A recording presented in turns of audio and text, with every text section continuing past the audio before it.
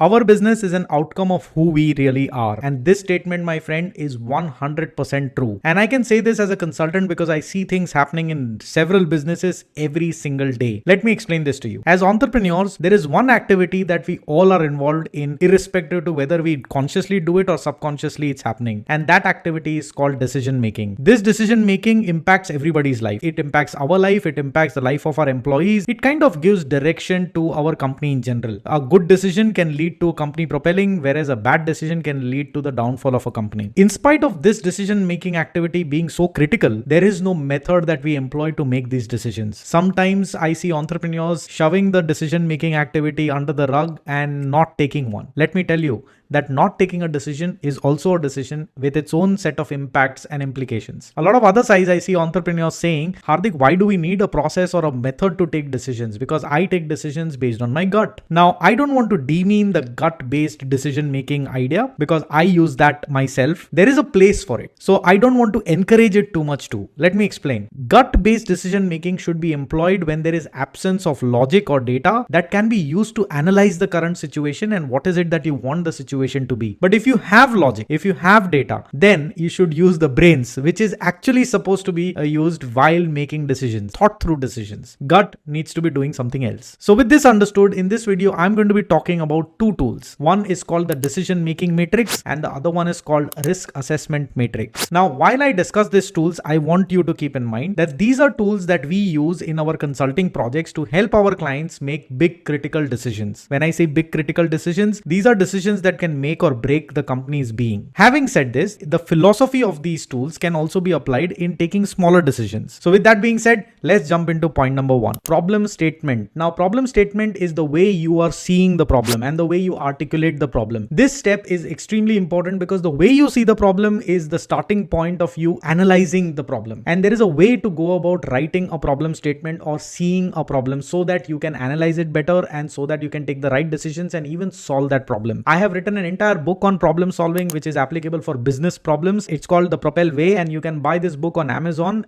It's also available in Kindle and paperback format. So anyone who's interested, the link is in the description box. Go ahead, buy one for yourself. Coming back to defining a problem. A lot of people define the problem in the following way. My sales is low, or I need a person to manage my inventory. Now, both of these problem statements are incorrect problem statements. So how do you go about seeing these problems? Well, the thumb rule is that every problem statement must have an objective current situation and an objective to be, which is expected situation. So if I have to write these two statements that I just mentioned again with this thumb rule, I would say my sales is 25 lakhs per month. It needs to be 50 lakhs per month. I would say that my inventory is showing on the software is showing 100 units of a product, but when I check it, actually it's only 80 units. So there's a mismatch of 20 units. When you define the problem in this way, analysis of the problem becomes very easy, and that is what results into even taking the right decisions and solving the problem. With this, we go into step number two, and step number two is making a decision making matrix. Now for that, I will have to take you to an Excel sheet. So let's get going. So here's a decision making matrix that I have made for you. Don't worry about the complexity of the decision making matrix. I am going to walk you through each aspect of this matrix, and you don't need to stick to this format. You can make a format of your own. Just understand the logic. So what does this have? First, it has problem statement. We say we generate 50 leads every month on an average, which is the current situation, and our conversion rate is 10%, which is again the current situation. We intend to generate 100 leads, the result that is expected if we take the right decision every month while keeping the conversion at 10%. So we want to sustain the conversion rate, but we want to increase the number of leads. This will enable us to close business with 10 accounts, resulting in 10 crores of business every year in a year's time. So you're looking at doubling your income. This is a very wonderful way of writing the problem statement. I hope you understand how to go about writing and seeing the problem. The more you write it in this fashion, the more you will see it objectively. You will know where your goalpost is. You will know what is the gap that you got to fulfill. The decision that is on the plate is, should we hire a social media marketing agency so that we can double the number of leads that we are generating? Then the next step that you do is you write your objective outcomes. Now, when you write the objective outcomes,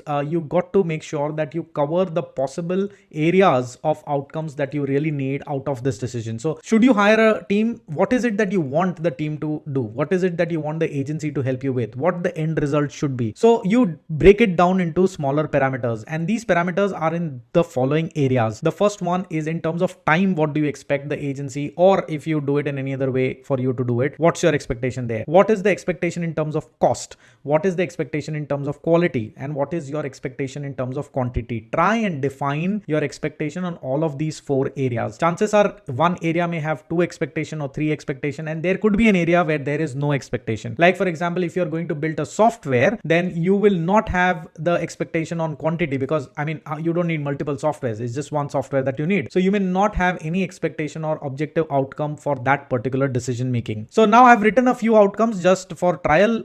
In time, I have written execution within 3 months. That means whether I hire an agency or do it in any other way, I need the lead generation activity to happen within 3 months. Second is it needs to happen within 2 lakh rupees per month, and that should include the ad spend. So I don't want to go beyond that money because maybe I cannot afford it. Quality, what kind of leads do I want? So I've defined the quality. I've defined it as I want the lead of a CEO, which is 50 to 300 crores worth of business and is into manufacturing. How many leads do I need? I need 50 leads per month, as I have mentioned it in my problem statement. Now, what are the options that I have to get to this result? Well, first option is hire an agency. So write that down.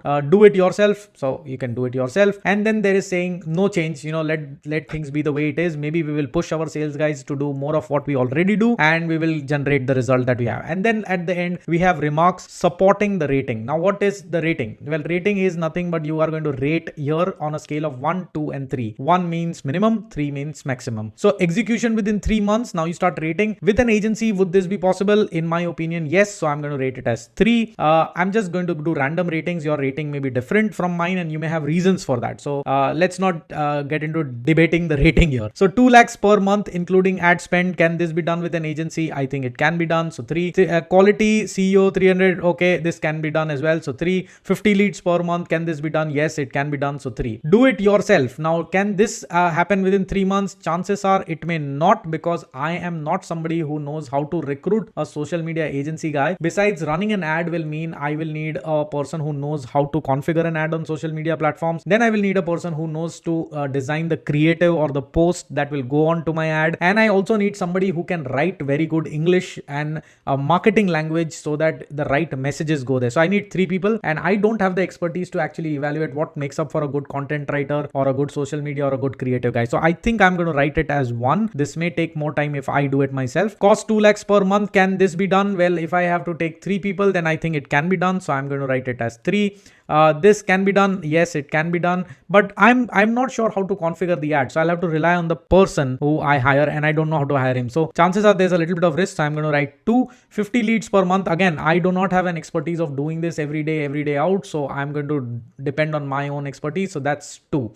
Now, if you see, the decision of hiring an agency is becoming 12. The chances of me getting these objective outcomes is far higher when it comes to hiring an agency than doing it myself. I'm not going to do it at no change because I know everything is going to be just 1, right? So this is what is going to help me take a decision. Now, hire an agency. If that's the decision, you also want to assess the risk associated with hiring an agency, and that is called risk assessment matrix, which is here. Again, I have made something up so that it helps you understand the context. So what I've written is I've written 3 risks that I see.